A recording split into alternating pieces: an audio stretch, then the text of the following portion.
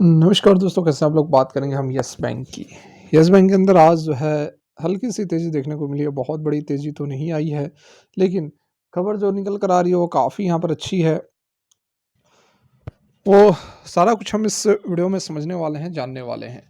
आज देखिए हल्की तेज़ी रही, बहुत बड़ी तेज़ी तो हम इसे नहीं कहेंगे, लेकिन फिर भी चलो जो गिरावट हो रही थी पिछले 3 दिनों से यदि हम बात करें तो यहाँ पर आप देख सकते हैं कि 3 दिनों से लगातार स्टॉक के अंदर जो है करेक्शन देखने को मिल रही थी और आज जो है वो हल्की ही तेज़ी है, लेकिन ठीक है, एटलीस्ट यहाँ पर ग्रीन कैंडल तो बनी है, ठीक है। तो स्टॉक जो है वो अभी कंसोलिडेशन फेज़ में चलेगी। इसके बाद यदि स्टॉक के अंदर तेज़ी बनती है तो ये 1 जून को फिर काटना थोड़ा-सा मुश्किल हो सकता है, क्योंकि यहाँ पर आप देख सकते हैं 5-6 दिन इसने इस रेंज में भी बिताया है और इससे पहले लगभग महीने डेढ़ महीने इस रेंज में इसने बिताया हुआ है। तो अभी समय जो है येस बैंक के लिए थोड़ा-सा कह सकते हैं कि डिफ़िकल्ट रहने वाला है, क्योंकि जो तेज़ी इधर बनी थी वो तेज़ी यहाँ पर हमें समाप्त होती हुई नज़र आ रही है और फिर कब ये तेज़ी वापस आएगी ये फ़िलहाल कहना बहुत मुश्किल हो सकता है। लेकिन कुछ खबरें हैं ऐसी जो हमें काफ़ी मोटिवेट कर सकती हैं, तो आइए जानते हैं एक-एक करके। तो यहाँ पर देखिए आपने एक इंटरव्यू उन्होंने दिया था, पीके प्रशांत कुमार ने, एमडी और सीईओ यस बैंक के। उन्होंने उन्होंने यह कहा कि यस बैंक जो है वह सफिशिएंटली कैपिटलाइज़ है फॉर फाइनेंशियल ईयर 25, मतलब कि जो साल अभी चल रहा है हमारा, मार्च से लेकर अगले अप्रैल से लेके अगले मार्च तक, 31 मार्च तक फाइनेंशियल ईयर 25, इससे पूरे 1 साल के अंदर यस बैंक को कोई समस्या नहीं है, वह पूरी की पूरी फाइनेंशियली जो है वह कैपिटलाइज़्ड है। तो देखिए उनसे कुछ सवाल पूछे गए हैं जिसमें कि उन्होंने बहुत ही अच्छी बेबाकी से जवाब देते हुए नज़र आए हैं। जैसे कि एक क्वेश्चन यह पूछा गया था कि आपके जो पीयर्स हैं, आपके जो कॉम्पिटिटर्स हैं, वो काफ़ी बेटर परफॉर्म कर रहे हैं प्रॉफिटेबिलिटी पर कंपेयर टू यू। तो आपका क्या ये इस चीज़ को देखकर आपको कंसर्न होता है? तो उसमें प्रशांत कुमार ने कहा कि we don't have asset asset classes that are high yielding such as MFI, मतलब जैसे कि माइक्रो फाइनेंसिंग इंस्टीट्यूट्स जो होते हैं, उनके पास क्या होता है कि एसेट्स होते हैं, क्लास होते हैं, हाई यील्डिंग्स होते हैं, जो कि येस बैंक के पास नहीं है। अफोर्डेबल हाउसिंग होते हैं क्रेडिट कार्ड के अंदर। We are not very large, बहुत बड़ा है भी नहीं, ठीक है।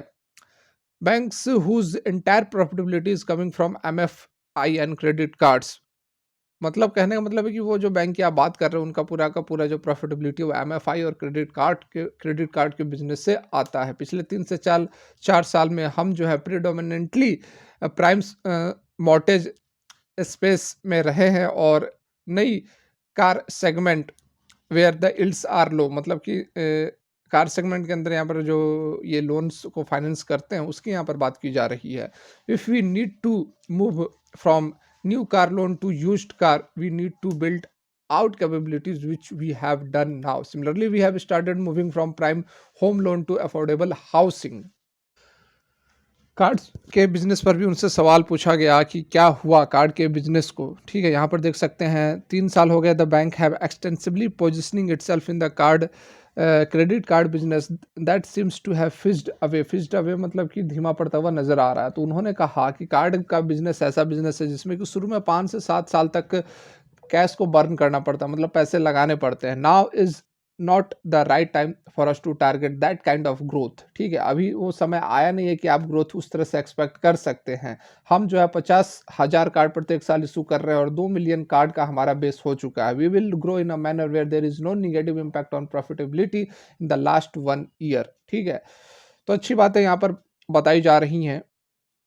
एनआईएम नेट इंटरेस्ट मार्जिन पर भी काफ़ी सवाल उठे हैं। इससे पहले गोल्डमैन सैच ने भी कहा था कि profitability, net interest margin, net interest income वगैरह जो है वो बहुत ज़्यादा येस बैंक का नहीं रहेगा अभी आने वाले समय में। तो उस पर भी सवाल पूछा गया था, तो उस पे उन्होंने कहा था कि व्हेन यू एक्सक्लूड, मतलब यदि आप हटा देते हो नेगेटिव इम्पैक्ट जो कि आरआईडीएफ का था, रूरल इंफ्रास्ट्रक्चर डेवलपमेंट फंड का जो नेगेटिव इम्पैक्ट था उसको यदि आप हटा देते हो तो हमारा जो एनआईएम है वह 2.8% है। We have already started taking steps to ensure that there is no shortfall, ठीक है। दूसरा यहाँ पर उन्होंने बताया कि यह सही समय नहीं होगा हाई रिस्क एसेट्स के लिए, मतलब कि बहुत ज़्यादा अभी बैंक को समय नहीं हुआ तो हाई रिस्क एसेट का के लिए स्टेप लेना अच्छा नहीं रहेगा।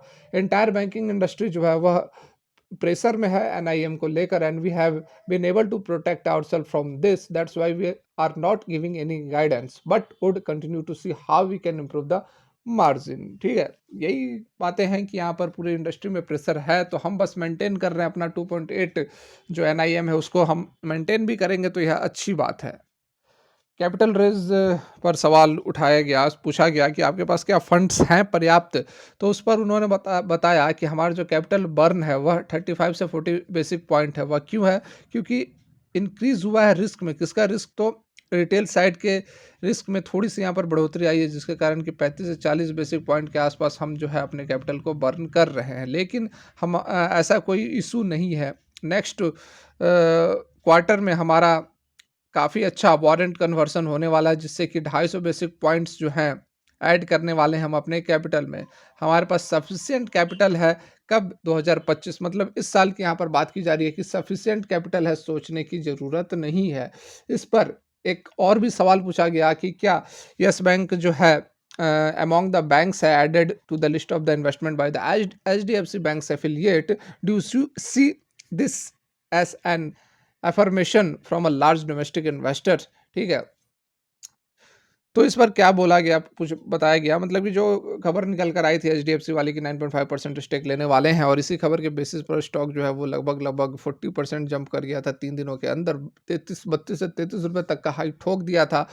उस बीच हमने आपको बताया भी था कि आप जो है यहाँ पर प्रॉफिट बुकिंग कर सकते हैं, लेकिन पता नहीं आपने प्रॉफिट बुक किया या नहीं किया।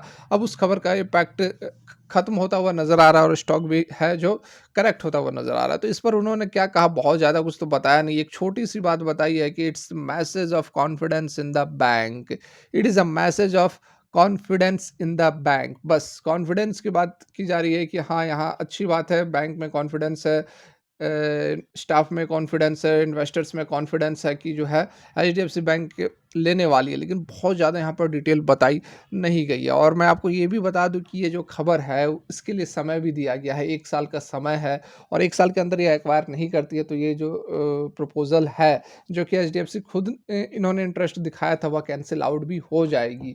तो इस कारण से जो खबर का इम्पैक्ट था वो आपको देखने को मिला और उसके बाद देखिए इस तरह का कोई भी खबर होता है ना तो वो बहुत लंबा समय तक नहीं चलता है। एक आप काफ़ी अच्छा इम्पैक्ट हम इसे कहेंगे 40% का, 30 से 40% का जंप 3 दिन 4 दिन के अंदर कोई खराब बात नहीं है। मतलब ये छोटी बात नहीं है, बहुत बड़ी खबर थी और उसका इम्पैक्ट आपको देखने को भी मिला है। फिर से स्टॉक रिकवर कर सकता है, कोई बहुत ऐसी बात नहीं है। अभी आपने देखा है कि प्रकाश गाबा ने ₹100 तक का टारगेट दिया, हालाँकि समय भी दिया है, 4 से 5 साल का समय भी दिया है, लेकिन यदि 4 से 5 साल के अंदर ₹100 पर भी स्टॉक जाता है तो देखिए, अभी हम अज़्यूम कर रहे हैं क्या कुछ इसके मायने निकल सकते हैं। ₹100 पर भी जाता है यदि 4 से 5 साल के अंदर, तो अभी स्टॉक है ₹25 पर, 25 गुना 4, 100, 4 गुना 4 साल में 4 गुना अगर होता है तो आप देख लो कि बहुत कमाल का यह स्टॉक बन जाएगा। कोई भी आप स्टॉक उठाकर देखो, 1 साल में 1 गुना मतलब कि डबल यदि कोई स्टॉक हो रहा है, तो बहुत कमाल का स्टॉक है। तो येस बैंक यदि 4 साल में भी 4 गुना होता है, तो मोर देन एनफ है। फिलहाल के लिए वीडियो यहीं तक, अच्छी लगी हो लाइक कर सकते हैं। Thanks for watching, have a great